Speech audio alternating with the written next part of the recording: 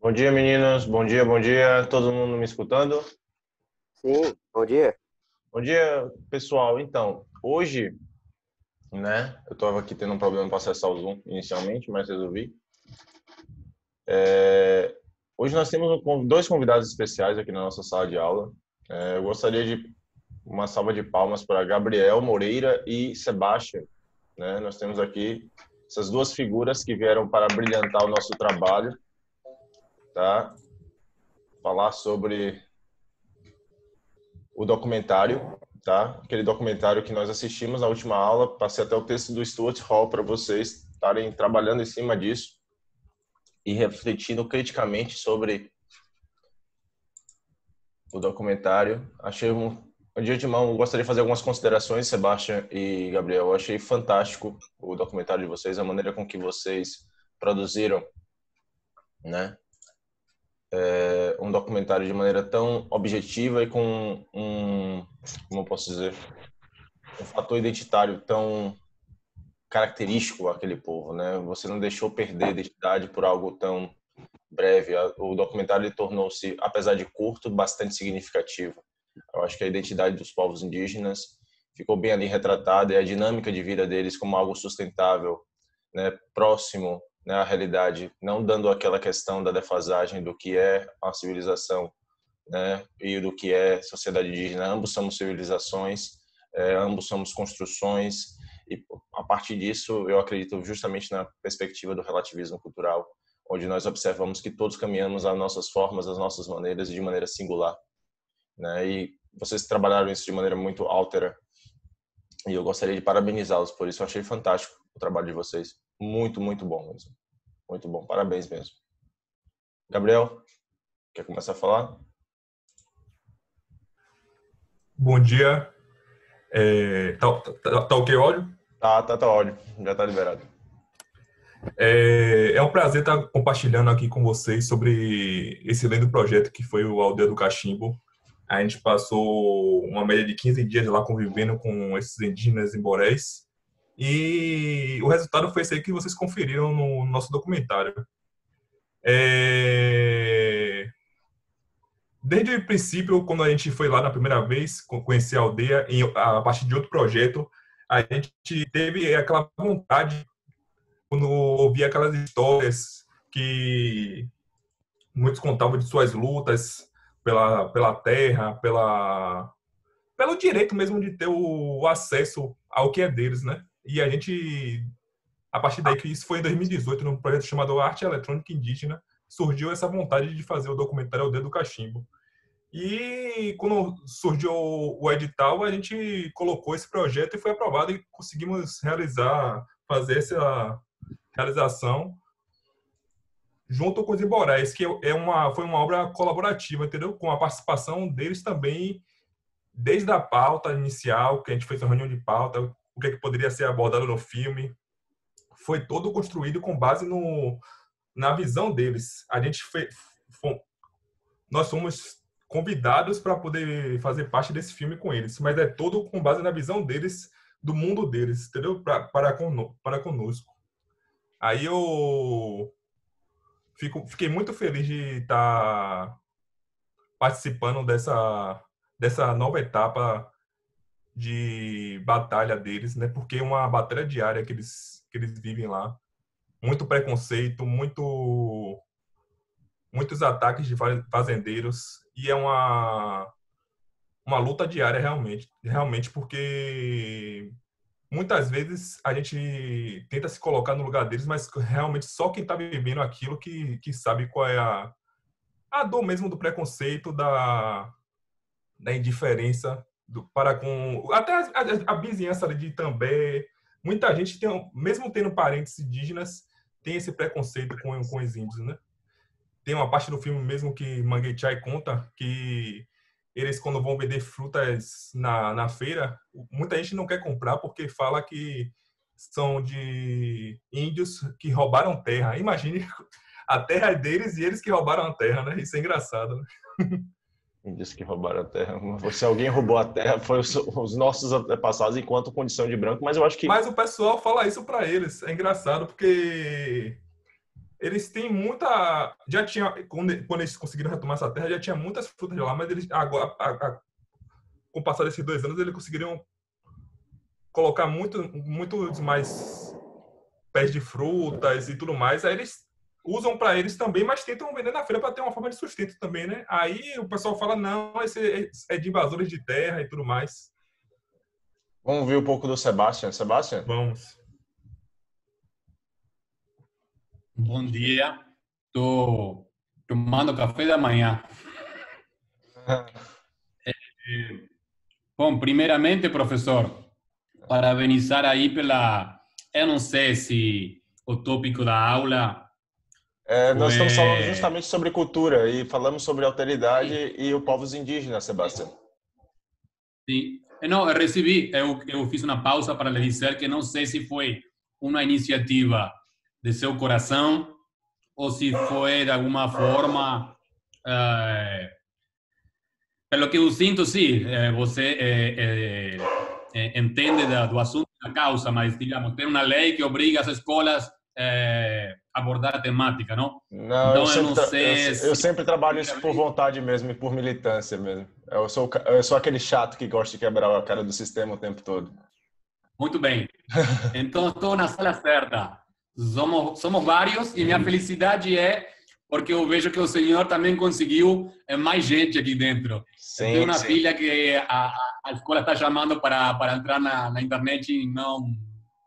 Se não gostava antes, a desculpa é que agora é pior. Então, está muito difícil mesmo. Então, parabéns para você e para todas as pessoas aí, Ellen, Átila, Igor, Daliane, Maria e outros que devem estar por aí, escondidos ou chegando.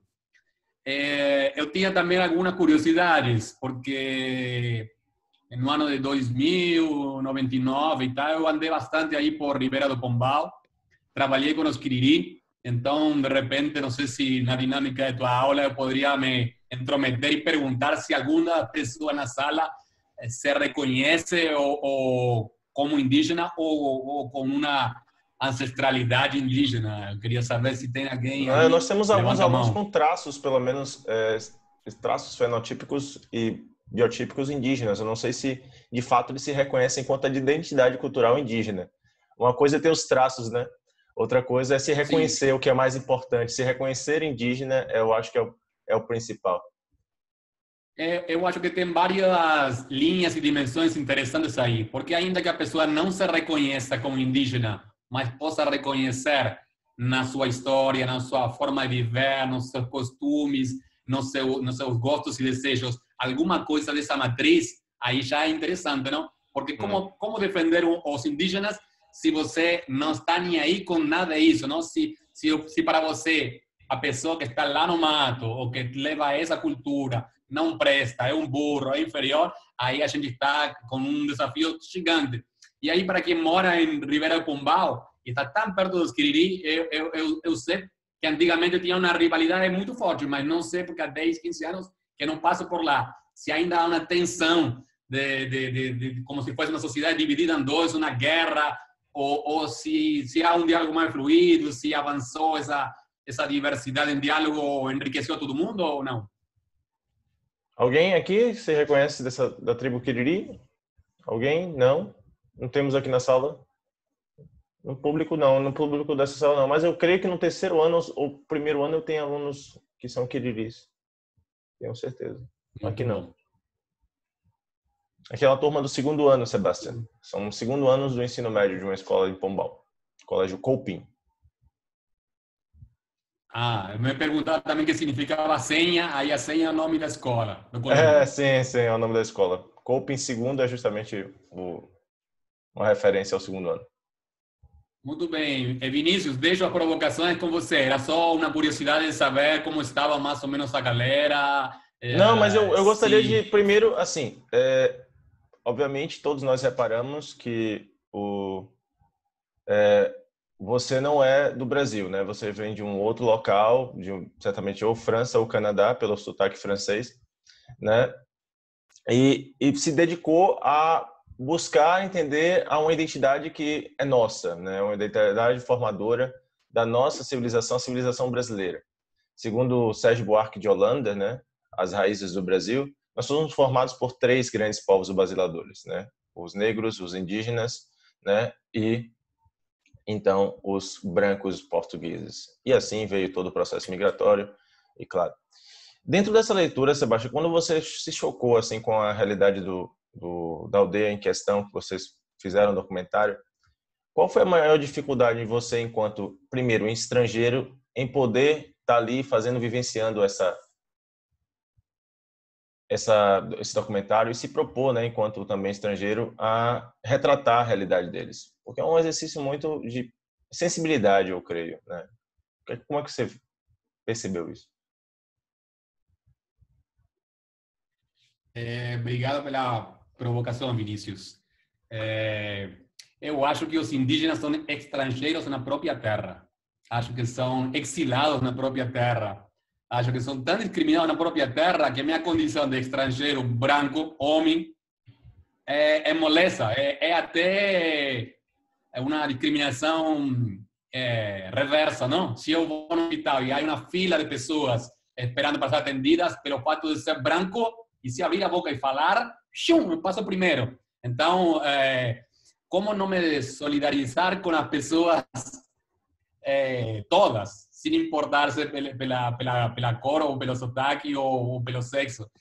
Eu acho que primeiro, antes de ser argentino, no meu caso, Você é argentino? Eu confundi totalmente. E antes de ser humano, eu sou um ser vivo, uma partezinha de Gaia. Então, eu entendo o planeta como um ser vivo inteiro. E aí, o mesmo valor tem na minha participação, na minha expressão de vida, quanto a graviola que está aqui do meu lado. Somos seres juntos, que nossa cultura, nossa forma de ser, nos enxerga como individuais e separados, mas que eu venho tentando me empatizar e entender como parte de um todo. Então, parte de um todo é ser também indígena, ainda que minha pele seja assim, ser também negra, ser também mulher, ser também tudo, porque se a gente começa a dividir, vamos discriminar aquele porque tal orientação sexual, aquele outro porque não fica ninguém. Acho que somos maioria os seres vivos e não deveria existir nenhuma minoria, porque somos todos um só. Sim, sim. Uma outra pergunta, Sebastião, como é que a questão do olhar do indígena sobre eles mesmos contribuiu na construção ali? Como foi esse diálogo de você com os povos indígenas, já que o próprio Gabriel disse que foi uma construção feita a partir do olhar deles e você seguiu a eles. E como é que foi isso, assim, enquanto diretor, enquanto produtor? Como é que foi trabalhar com a visão do outro, sendo que era um trabalho seu? Como foi isso, essa construção, né? Porque não deixa de ser um exercício de autoridade. A verdade é um exercício super interessante para pisar no mundo, não? Em vez de pisar com meu ego e eu na frente e os demais que se lasquem, como caminhar junto com os outros, não? Acho que a palavra junto com, é o desafio que a gente tem na hora que se encontra uma pandemia e uns estão fazendo tentativas com uma vacina por aí, outros com uma vacina por lá, mas todo mundo junto, parece que só está junto na mentira. A mentira de achar que o problema é o vírus, quando o problema é a relação que o homem tem com os outros seres, quando o homem não respeita a graviola, o genipapo, a graminha, o grilho, a barata e o morcego. Então, o exercício é sempre um desafio. Tentamos não impor o nosso recorte, mas pelo fato de a gente conhecer a técnica e ter a câmera na mão, a gente fazia o recorte. Então, em momentos a gente não fica só pensando mais que racionalmente, não impor o meu olhar colonial, tentar relaxar, deixar a cabeça um pouco de fora e tentar abrir no coração, onde tem menos barreiras e menos preconceitos e menos regras, e filmar um pouco desde um coletivo, desde algo canalizado. Então, a gente, pelo fato de dormir junto, pelo fato de comer junto, pelo fato de participar dos rituais, a gente sente que nosso ego vai diminuindo um pouquinho e a gente deixa que uma expressão coletiva aconteça. Se a câmera está na minha mão, mas eu tento ter a pele permeável, sabe? Para que seja um pouco essa energia coletiva, esse espírito da comunidade que está guiando para onde que vai a câmera. E, de fato, as pessoas que falaram o que queriam, as pessoas que foram escolhidas para falar foram escolhidas por eles, e a rotina do dia, que a gente acordava e para onde ia, eram eles.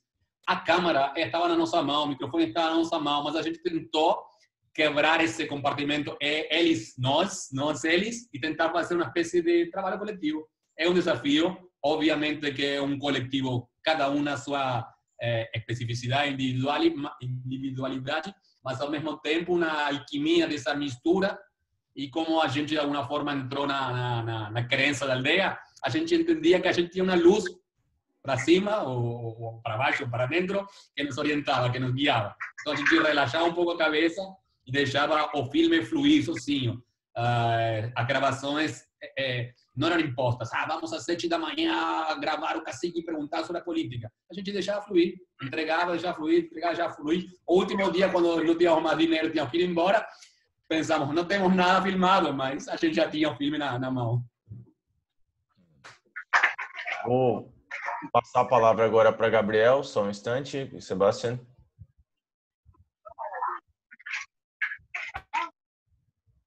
Gabriel, Oi. Consegue me ouvir?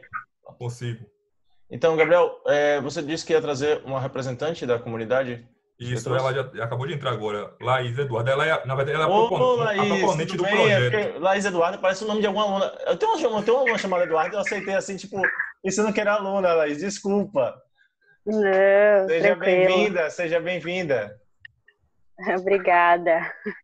Ela é a proponente do projeto, foi uma das colaboradoras. Ela não é da aldeia do Cachimbo, mas ela é de Ilhéus, ela é de Tupinambá.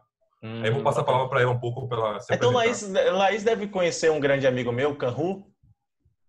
Conheço, Pataxó. Sim, Canru, Gerry Matalauê, figuras que sinto muito falta. Sim, conheço. Eu trabalhei lá na Coordenação para a Política dos Povos Indígenas, na Secretaria de Justiça, Cidadania e Direitos Humanos. Sinto falta deles, sinto muito falta deles. Por favor, Laís, a palavra é sua. Olá, gente, Catuara. Meu nome é Laís Eduarda, meu nome indígena é Ian Guarini. Eu sou indígena do povo Tupinambá de Olivença, que fica localizado entre os municípios de Ilhéus, Una e Borarema. E estou aqui para participar do debate com vocês. Eu me atrasei um pouco, eu estava achando que ainda era mais cedo. Depois olhar já era 9h20, mas estou aqui. Se vocês escutarem alguma zoada, é minha sobrinha que está por aqui. Tudo bem, Laís. Nesse momento de home office, você vê zoada de criança, de cachorro, o meu aqui por vezes, então, vai perturbar a aula dos meninos. Os meninos são testemunhas que Napoleão, meu cachorro, fica perturbando a aula o tempo todo. Mas então, Laís, quanto membro da comunidade indígena, eu acho que isso nem o Sebastião, nem o Gabriel, por mais que o Sebastião tenha sido o diretor, né, quer não o autor e protagonista também desse episódio, mas assim, enquanto você é indígena, como é que você enxerga essa questão, não só do documentário do pessoal, do Gabriel e do Sebastião, mas como é que você enxerga essa visão do outro sobre a sua comunidade? Como é que você vê isso? Eu enxergo uma visão de leigo, assim, principalmente a gente aqui que somos indígenas do Nordeste, as pessoas elas tendem a taxar nós indígenas daqui do Nordeste como menos indígenas, principalmente por aparência física. Então, vocês se olharem para mim, podem perceber que meu cabelo não é tão lisinho, eu sou mais branquinha do que os indígenas, do estereótipo indígena esperado, os meus olhos não são tão puxados. Então, a gente sempre vive um processo aqui de discriminação mesmo, assim. O filme, né, da Aldeia do Cachimbo, eu comparo muito com o processo de luta daqui de Tupinambá. O pessoal de lá da Aldeia do Cachimbo, eles estão vivendo agora muito do que Tupinambá já viveu e vive até hoje, né? O nosso povo, ele é um povo que tem uma história de muitos massacres e uma história de luta, assim como todos os povos indígenas do Brasil, mas principalmente do Nordeste, porque o Brasil começou por aqui. Então, os povos indígenas do Nordeste, eles são povos de contato mesmo, assim. A Amazônia, pro lado de lá de cima, tem povos indígenas ainda isolados, e os povos indígenas que têm contato, tem povos indígenas que têm, tipo, 80 anos de contato, sabe? Isso não é nada, isso é a idade de um ancião da gente daqui, atual, que ainda está entre nós. Então, as pessoas, elas não compreendem o nosso processo de luta, a nossa história de massacre. Povo Tupinambá, por muito tempo, foi silenciado. Até hoje, existe esse processo de silenciamento, Mas por muito tempo houve um silenciamento real a ponto de os indígenas eles não poderem se autoafirmar e dizer que são indígenas. E as pessoas elas chegavam aqui e não via ninguém se autoafirmando enquanto indígena há tempos atrás, enfim, década de não sei quanto. E hoje em dia chegam e falam, mas meu avô sempre morou aqui, nunca falou que existia indígena. Mas essas pessoas não entendem que, por exemplo, no período de Marcelino, que é um caboclo, um guerreiro que se tornou encantado pelo nosso povo, ele lutava contra a construção da ponte de Ilhéus a Olivença, que é a ponte que liga Ilhéus a Olivença, porque ele sabia que Olivença iria virar hoje o que é. Na época, Marcelino ele era o único indígena que sabia ler e escrever. Peraí, titia. Ele era o único indígena que sabia ler e escrever, então ele conseguia ler jornal, ele conseguia entender qual era o real interesse das pessoas com o nosso território. E ele lutou contra essa ponte e ele foi perseguido e as pessoas eram torturadas para entregar onde Marcelino estava. As pessoas eram torturadas por se autoafirmar indígena. E com isso as pessoas elas começaram a cultuar e cultivar suas culturas dentro de suas próprias casas e pararam de cultuar coletivamente. E com isso as pessoas não entendem por que não se autoafirmava. E quando a gente retomou o processo de autoafirmação e de reivindicação de luta pela terra, muita gente ficou falando que aqui nunca existiu indígena e que somos falsos índios. Existem televisões mesmo que afirmam e a gente sabe que o país que a gente vive é um país com muita falta de informação e as pessoas acreditam muito, né, nessas mídias, o que passa na TV, principalmente a gente aqui que somos cidades do interior e tal. Passou na TV, as pessoas acham que é real. Então, se tem um jornalista falando ali que a gente é bandido, que somos falsos índios, as pessoas, no geral, elas não buscam conhecer a nossa história. Elas acreditam. Então, acho que a visão que boa parte da população tem contra a gente é uma visão de leigo mesmo, assim, de não conhecer a real história e de nem sequer querer buscar, sabe? Nesse processo que eu tenho vivido agora, de estar na universidade, de poder levar turmas para a comunidade, até mesmo de visitar escolas aqui, a gente percebe quantas pessoas elas ficam assim, nossa, eu não sabia que era assim a forma que vocês vivem. E a criação de estereótipo, porque as pessoas elas também acham que vão chegar aqui e vão encontrar as aldeias de lá do norte, e não é. Muitas das nossas comunidades indígenas, elas chegam a parecer favelas. Por exemplo, se você chegar em Porto Seguro, até mesmo na própria Olivença, que a cidade já entrou tanto dentro da comunidade que você chega lá e você fala, mas cadê aquela comunidade tradicional, com aquelas ocas, onde é que está? E as pessoas elas não compreendem todo esse processo e acabam achando que a gente somos menos indígena por isso. Pô, que legal, Laís. Laís, na verdade, a sua percepção me lembrou um pouco um texto da Djamila. A Djamila tem lido bastante um pouco da literatura decolonial, né? Para debater esses assuntos, eu acho que é importante nós trazermos debates como esse, né, de desconstrução dos nossos alunos. Uhum. E tem um dado muito importante que a Djamila levantou nessa obra que eu estou lendo, que ela fala bem assim. Em 95, a Datafolha fez uma pesquisa perguntando se existia racismo no Brasil. 89% das pessoas declararam claramente que existe o racismo, né? Só que o mais engraçado é o seguinte, 90% na mesma pesquisa, ao ser perguntado se era racista, disseram que não era racista. E aí você se pergunta, como isso é possível? Né? Tipo, você disse que 89% da população reconhece que existe o racismo e 90% diz que não é racista. Então, peraí, o racismo no Brasil é algo imaginário? Então, é engraçado que isso também posso fazer analogia com a questão da percepção sobre o olhar do povo indígena, né? Eu tenho certeza que muitas pessoas, não existe diferença, qual é a sua imagem do indígena, né? E vai acabar caindo na mesma contradição do discurso da identidade indígena. Da mesma forma que o negro também, o que veio para cá escravizado, vai ter ainda isso. Eu acho que a questão que nós devemos levantar é muito maior do que o reconhecimento da identidade indígena, é ser anti a tudo aquilo que desconstrua a imagem do indígena. Você concorda comigo? Sim. Desculpa que eu estava falando com minha sobrinha aqui. Você pode repetir o finalzinho? Eu acho que muito mais importante, é o que eu estava falando, muito mais importante do que assumir a identidade indígena é também assumir uma luta anti a tudo aquilo que desconstrua a imagem do indígena. Você acha? Sim, Eu acho que também hoje em dia, principalmente com esse negócio de internet, tudo muito divulgado, na verdade sempre houve, né, essa história das pessoas que, minha avó foi pega no laço, eu também sou índio, sem conhecer de fato qual é o real significado de ser indígena e de viver a luta indígena. A gente atualmente tem vivido também um problema muito de pessoas que estão se autoafirmando enquanto indígena, principalmente naquele centro ali, Rio, São Paulo, e muitas pessoas se achando que são super indígenas, quando na verdade elas não compreendem o que de fato é ser indígena. E isso acaba sendo muito prejudicial, porque acaba banalizando a nossa história, acaba banalizando o nosso real significado.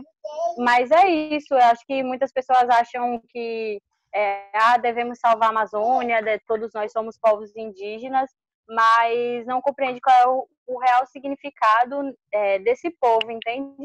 E aí entra esse processo do estereótipo mesmo, das pessoas acharem que o indígena ele vive num determinado quadrado e que tem que viver daquela forma, e se não viver desse jeito, não é indígena. Tá, Laís, eu vou deixar um pouquinho um espaço para os meninos, que eu estou achando que eles estão muito calados hoje, né? Eles não são assim normalmente, viu? Essa turma, segundo ano, é tanto que nós temos nessa turma aqui um clube de humanas, ao qual eu e o professor deles de história, eu sou professor de filosofia e sociologia deles, e professor de história, o professor Elkson, que não está aqui, felizmente presente, deve estar em sala de aula com alguma outra turma.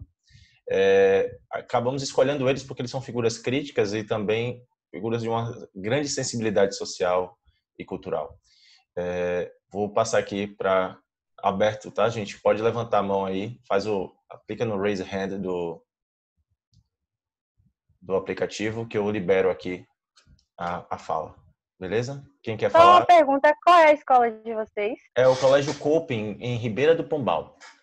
O Colégio Coping, em Ribeira do Pombal. É um local um pouco longe, segundo os meninos, né? Os meninos dizem que eles estão no meio do caminho para tudo. Eu já passei por Ribeira do Pombal, quando eu estava indo lá pro povo Pancararu. Pombal e Cipó, porque eu não posso esquecer dos meus alunos de Cipó, senão eu vou ser trucidado, porque a escola tem 2 sedes. Tem a sede em Ribeira do Pombal e Cipó. Porque eu percebi aqui que Daleane, que Sandy queria me matar nesse instante aqui, mostrando uma arma para mim, assim. Vocês não viram, não? Eu percebi a ameaça de morte aqui pelo Zoom, viu? Certo? Ellen, quer perguntar alguma coisa, Ellen? Oh. Não?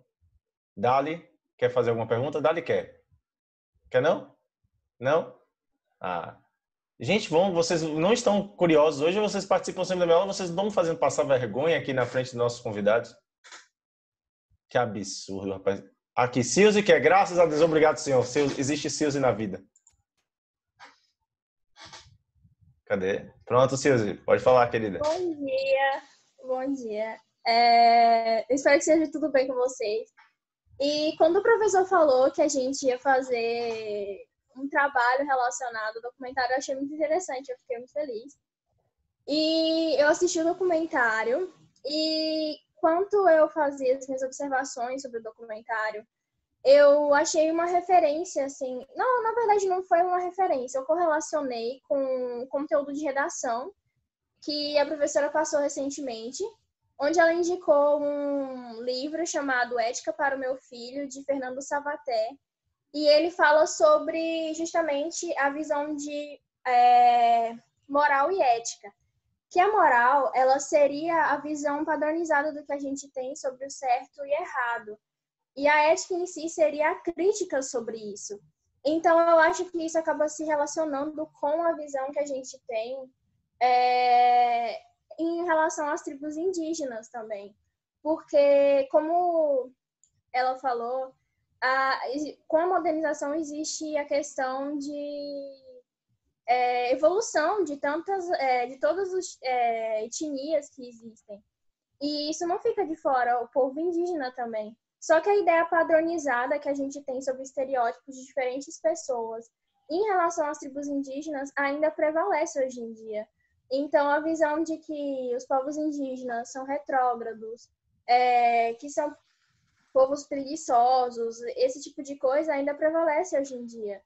Então, é muita hipocrisia dizer que não existe. E eu comparo isso à ética, porque a ética seria algo positivo para o nosso lado. que seria a questão da nossa própria crítica em relação aos padrões, que seria a moral imposta. Então, eu acho que, ao invés de impor essa ética padrão, essa ideia de conceito fixo, as pessoas deviam ver a ética como a nossa própria crítica, a nossa própria vontade em relação ao que a gente quer defender. No caso, que a gente está falando, são os direitos dos povos indígenas. E eu achei isso muito interessante. Então, muito obrigada por estarem aqui participando com a gente. Muito obrigada mesmo. Achei muito legal. É isso. Obrigado, Sil. Deixa eu fazer agora aqui, abrir mais uma vez a palavra para Laís. Laís quer responder, falar alguma coisa sobre a fala de Silzi? Laís, fica à vontade. Não, queria agradecer mesmo só ela pela fala, e eu acho que é por aí mesmo essa questão da moral e da ética sobre o que as pessoas idealizam, né, sobre nós, povos indígenas. A gente, além de sofrer com todo o processo de luta pela terra e de, enfim, de não poder viver da nossa forma cultural como queríamos e gostaríamos, ainda tem esse processo de discriminação, né? Temos aqui outro aluno que quer manifestar a sua participação, é o aluno Igor Aleixo. Tá saindo áudio? Sim, Igor. Você está sendo ouvido.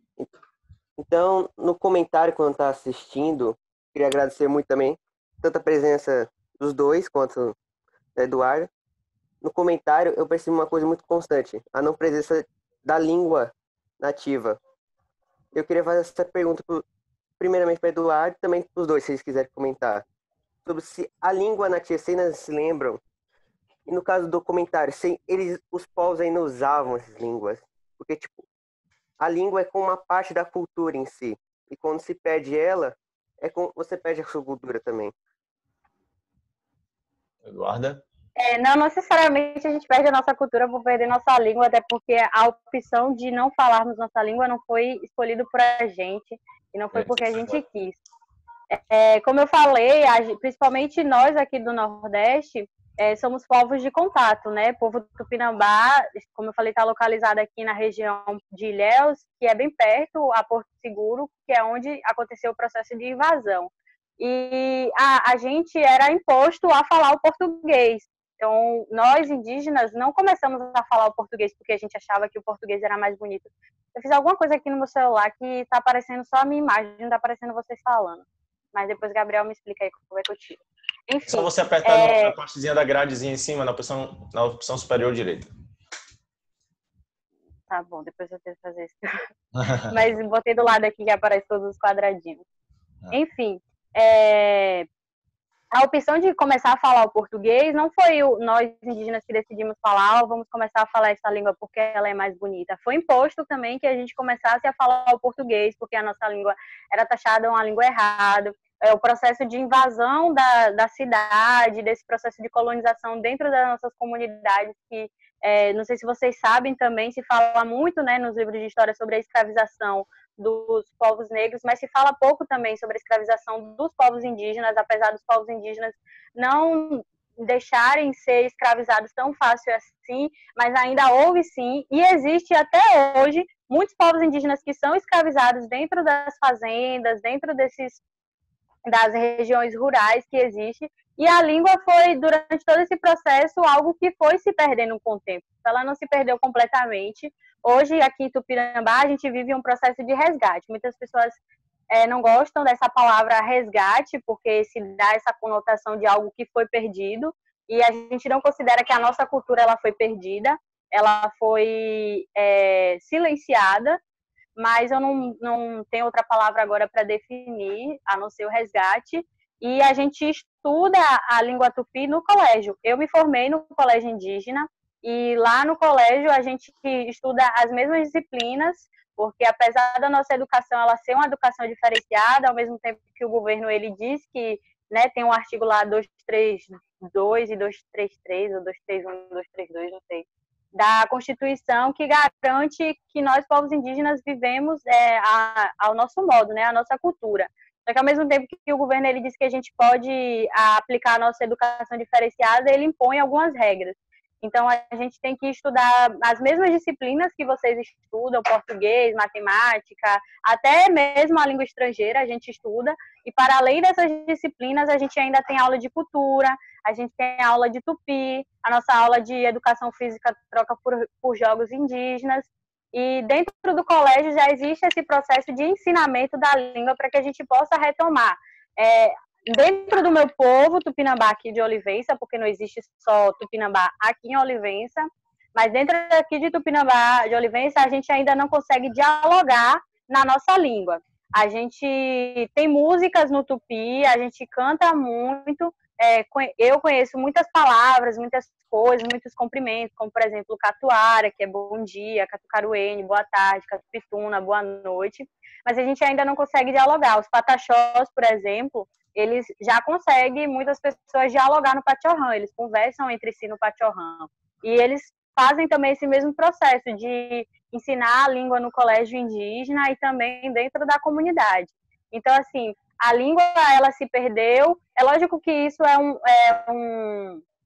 afeta, né, a nossa cultura. Eu não acho que a gente tenha perdido, né, como você citou. Acho que perder a cultura completamente é uma palavra muito forte, mas com certeza isso interfere sim na nossa forma de viver, porque a língua, ela não é somente um dialeto para se comunicar, né? Ela traz com si todo um significado e enfim. Tem um livro que eu li que é chamado Meu Destino é Ser Onça. Ele tem disponível na internet, se vocês procurarem. Ele conta a história da mitologia, da visão indígena, principalmente voltado para os Tupinambás, sobre a criação do mundo. E no início do livro, o autor ele traz 2 páginas pequenininhas, uma contextualização assim que eu achei interessante sobre essa questão da língua, que os colonizadores, além desse processo de impor que os indígenas eles não falassem, né, a língua, acho que ele não chega a citar essa parte, mas o que ele fala é sobre esse processo de colonização, até mesmo na forma de escrita das línguas dos povos indígenas.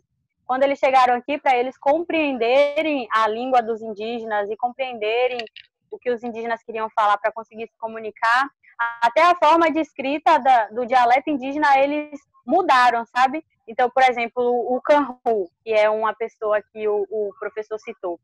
Kanhu se escreve K-A-H-U. Isso. O Kanhu. A escrita é desse jeito, mas Kanhu poderia se escrever com T-W-O, que é uma pronúncia que ninguém entenderia que T-W-O seria Kanhu. Mas aí, para ficar compreensivo na língua dos colonizadores, eles iam e modificavam e colocavam escrito de uma forma que eles conseguissem compreender. Então, até a forma da escrita do dialeto indígena, ele foi colonizado e foi modificado para que fosse branqueado, para que as pessoas, os colonizadores, portugueses e todos os outros, conseguissem compreender o dialeto indígena.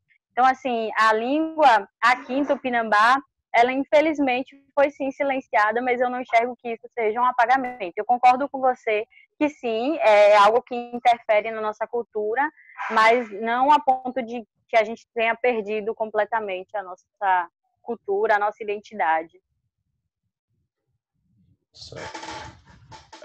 Temos agora.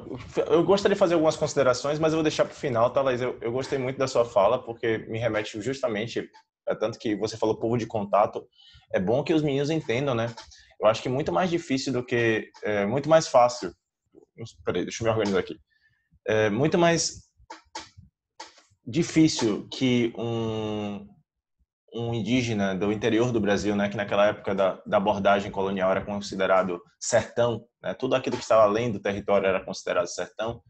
Muito mais difícil do que ser um indígena do sertão é ser um indígena do litoral, porque o processo de aculturação, o processo de catequização, o processo de, posso dizer, de negação da cultura a estes povos ficou mais claro, né, porque foi realmente, como você disse, é o contato, é o povo de contato. Então, há realmente um processo de negação clara aí da cultura para, então, o domínio estrangeiro, né? Negar a cultura é um processo de domínio.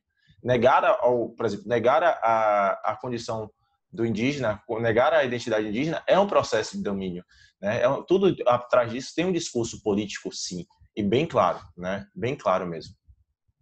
Deixa eu E não passar... só pela imposição, mas também pela sedução, né? Não só impondo, como aconteceu, de que a gente não deveria falar a língua, mas também pela sedução que existe, né, no mundo de hoje até, atualmente, de, por exemplo, muitas pessoas, esse processo político que a gente vive atual, né, de muitos apoiadores que são pessoas que sofrem com esse governo, mas apoiam porque são seduzidos por outras imagens, pela moral e a ética, né, que a menina comentou, eu esqueci o nome dela, desculpa.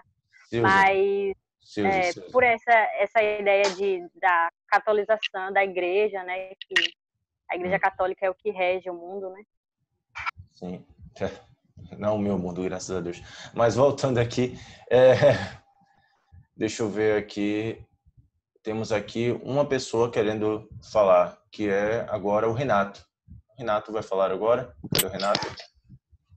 Renato, você já está com o microfone Oi, ligado. bom dia. Eu queria fazer uma pergunta para a Laís.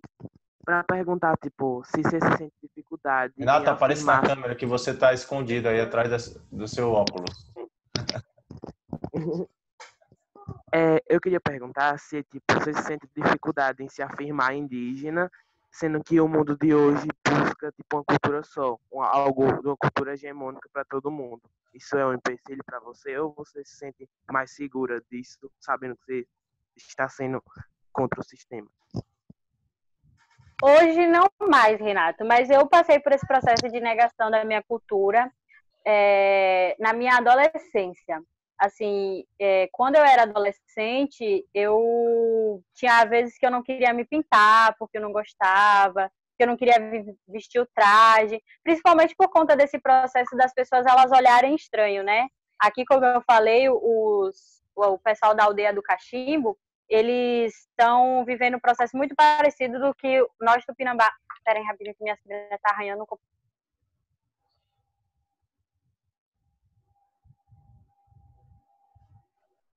Enfim, mas voltando. Que era isso, tipo, a gente passava na rua e realmente a gente passa na rua e as pessoas batem na boca e faz urururu. Tipo, o meu avô, pai da minha mãe, que ele não é indígena, quando eu ia pra casa dele pintada, apesar de quando a gente pinta de tinta de nipapo, a tinta ela não transfere, meu avô não gostava que a gente sentasse nas coisas, porque achava que ia manchar. Então, dentro da minha própria família, assim, existia discriminação.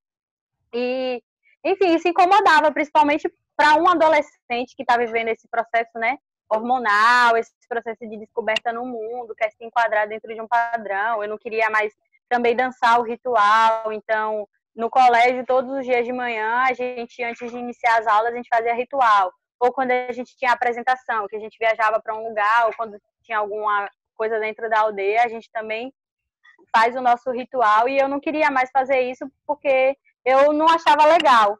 E aí eu tive um processo de um pequeno afastamento, e aí quando eu me afastei, assim, não completamente, o único contato que eu estava tendo, assim, cultural, direto, era através do colégio indígena, e aí eu comecei a sentir falta, assim, disso de dançar o ritual, porque dentro das nossas comunidades a gente dança ritual na segunda ou na sexta, ou segunda e sexta. Isso vai de cada comunidade, ela decide qual é o dia, porque são os dias que fecham e abrem a semana. E eu comecei a sentir falta, e também participando de várias outras coisas. Assim, a Tideuá, que é a que ajudou, né, nessa questão de propor esse projeto da Aldeia do Cachimbo, ela promove vários outros projetos dentro da comunidade. Então, desde 2012, se eu não me engano, eu faço parte dos projetos da Tideuá. E esses projetos são projetos que visam dar o empoderamento para os indígenas, eles conseguirem, através da tecnologia, falarem sobre suas culturas, mas também traz essa visão, né, sobre a importância cultural que o nosso povo tem. Então, trouxe esse estalo para mim da força que meu povo tem e da importância de eu me autoafirmar. Então, assim, hoje eu não tenho problema nenhum em me autoafirmar, eu sempre ando com os meus trajes, vira e mexe, eu sempre estou pintada. E por mais que as pessoas olhem estranho, hoje eu já sei lidar com isso de uma forma diferente e eu compreendo o porquê essas pessoas têm essa visão, né? Às vezes a gente fica chateada, mas eu também entendo que é o que eu já falei sobre esse processo das pessoas não terem acesso à informação. Então, elas não conhecem os indígenas. A gente é criado, né, também para andarmos com aquela venda nos olhos e não enxergarmos a nossa sociedade como de fato deveríamos enxergar. Então, hoje, assim, eu não Hoje não mais, hoje eu não tenho vergonha, mas eu já passei por esse processo e eu identifico várias pessoas aqui que passam por esse processo, assim, de ter vergonha, muitas das vezes induzidos a isso, né, da sociedade taxar a nossa identidade indígena como algo ruim, né? Obrigado, Laís. Mais uma pergunta aqui, nós temos o aluno, deixa eu ver, Saulo. Saulo, cadê Saulo? Pronto, Saulo, vamos lá. Pode falar, Saulo. Estão ouvindo? Tá, sim. Bom, eu queria perguntar sobre uma coisa. Como eu posso dizer? Você é da sua comunidade, vocês veem assim mesmo como católicos ou vocês ainda seguem as mesmas crenças de antigamente? Aqui é muito pior, que nem tanto mais a católica, é a evangélica mesmo. Mas as pessoas indígenas, o meio indígena, ele não existe uma religião, né? O indígena, a religião do indígena é ser indígena mesmo. Mas, infelizmente, como eu falei, principalmente aqui, né, no Nordeste, que temos mais contato, a Igreja Católica, no início, bem forte, né, que aconteceu o processo todo de catequização, tanto que o povo tupinambá, muita boa parte muita não, esquece assim, muita, mas boa parte das coisas culturais, se vocês forem olharem historicamente, a gente é nítido a interferência da Igreja Católica, assim como outros vários povos que até dentro do seu próprio ritual já foi introduzido muitas orações e rezas católicas, mas a gente aqui atualmente vivemos um processo de interferência bem forte da igreja evangélica, que não é algo bom. Os evangélicos, lógico, eles acham algo muito lindo e maravilhoso, mas não consegue ter essa compreensão do quanto o evangelismo ele rouba a identidade indígena e ele rouba a cultura indígena. Tem uma história, que essa história é real, uma amiga minha, em Olivença, existe um pastor que ele chega a dizer até que ele é indígena, né? Que ele é super apoiador dos indígenas, e tem muita gente indígena que faz parte dessa igreja dele. E aí uma amiga minha, ela foi entrar nessa igreja, e eu falei, e ela é bem ativa, assim, culturalmente no povo, e eu falei, mas você tem certeza que você quer entrar? Porque você já sabe de toda a história, né? Muitos indígenas, depois que entram na igreja, eles param até de participar dos nossos rituais, que acontecem na segunda e na sexta, porque na igreja é dito que aquilo é uma cultualização aos deuses, né? Aquilo ali é demônios e tudo mais. Então, muita gente se afasta mesmo culturalmente por conta da igreja. E aí ela falou, não, eu já conversei com o pastor, e o pastor falou que não tem problema nenhum, eu vou continuar participando de tudo, não terá problema nenhum. E aí eu já falei, já tá tudo errado, e primeiro você tem que pedir autorização do pastor, né? Eu acho que para você cultuar a sua cultura, você não deveria nem estar indo conversar com o pastor para pedir autorização. Mas tudo bem. Aqui em Tupinambá, a gente tem todo o último domingo do mês de setembro a caminhada Tupinambá, que é uma caminhada que a gente sai de Olivença até o Rio Cururupi, a gente percorre 7 quilômetros, que é em memória dos mártires do massacre do Rio Cururupi. O massacre do Rio Cururupi foi um massacre que ocorreu a mando de Mendes Sá.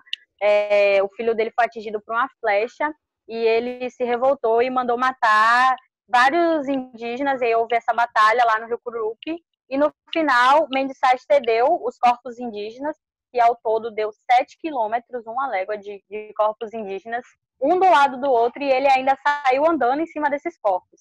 E aí, a gente aqui em Tupinambá, a gente faz essa caminhada todo ano, onde a gente sai da Praça de Olivença, todos juntos, caminhando. Se vocês procurarem na internet depois, Caminhada Tupinambá, vocês vão encontrar coisas sobre isso.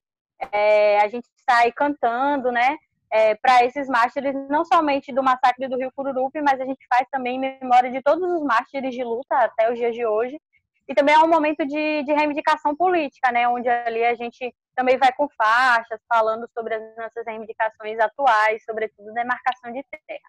Mas, enfim, chegou o processo da caminhada, e essa minha amiga, ela virou e falou assim, esse ano para caminhada eu não vou trajada. Aí eu falei, como assim você não vai trajada? Porque na caminhada Tupinambá, todos nós vamos com os nossos trajes, né? Não tem como a gente andar no dia a dia com os nossos trajes. até porque eles são sagrados, mas na caminhada a gente usa. E aí eu falei, por quê? Ela falou, não, porque vai mostrar a barriga, e o pastor falou que não pode.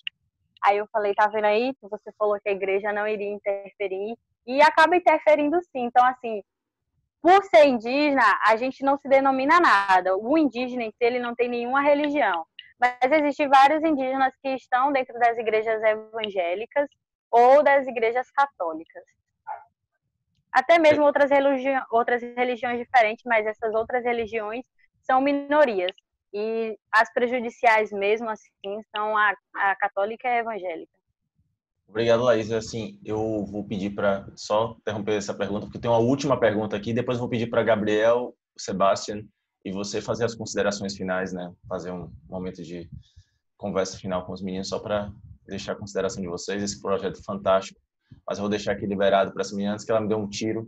Que esse pessoal de Cipó, você sabe que o pessoal de Cipó foi o povo que resistiu ao cangaço, né? Então essa daí de Cipó, ela, né, é capaz de querer descer em mim o ferro. Deus me livre. Vai, Daleane. Bom dia. Cadê? Eu quero fazer uma pergunta para a Laís. O que está acontecendo com a identidade cultural de vocês diante dessa modernidade tardia?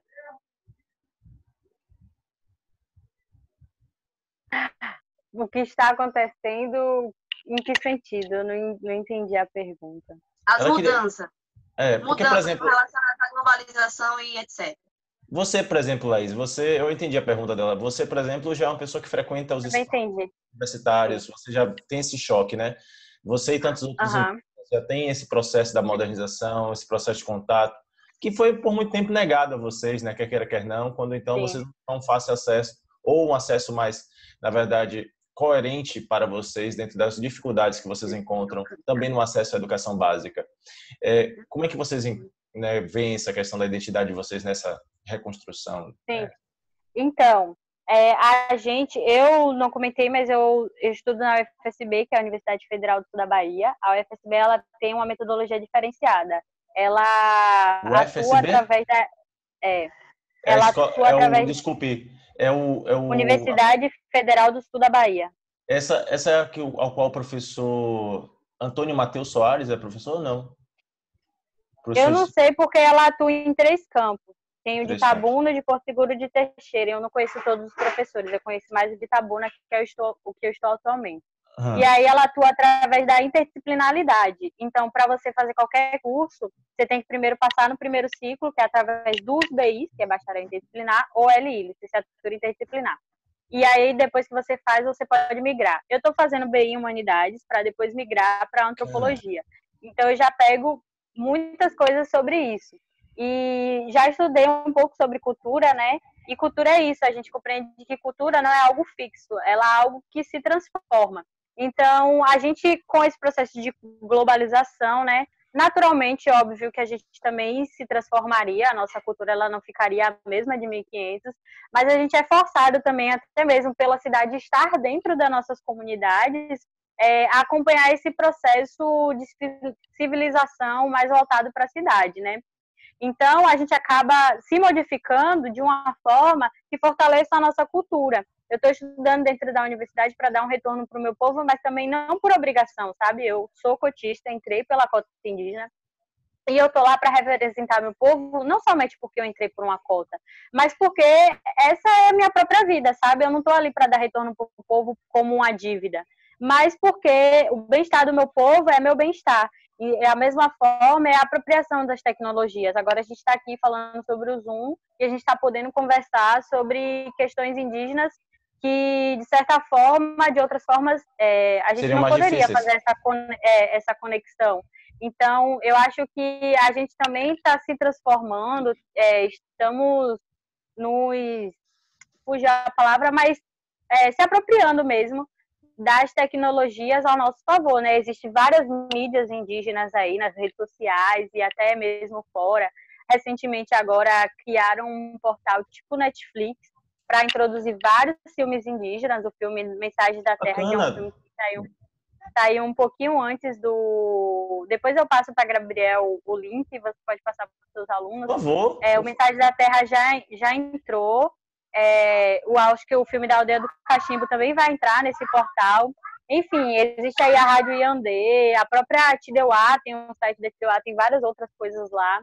Então, a gente vem se transformando assim, acompanhando esse processo, né, de globalização, lógico que sempre criticando e falando, né, as questões e sempre deixando claro o quanto isso é prejudicial não somente para nós povos indígenas e a nossa forma cultural de viver, mas para o mundo, né? Esse processo todo de globalização, ele interfere na vida como um todo do ser humano, mas a gente também se apropria das tecnologias ao nosso favor, né? Por exemplo, o celular.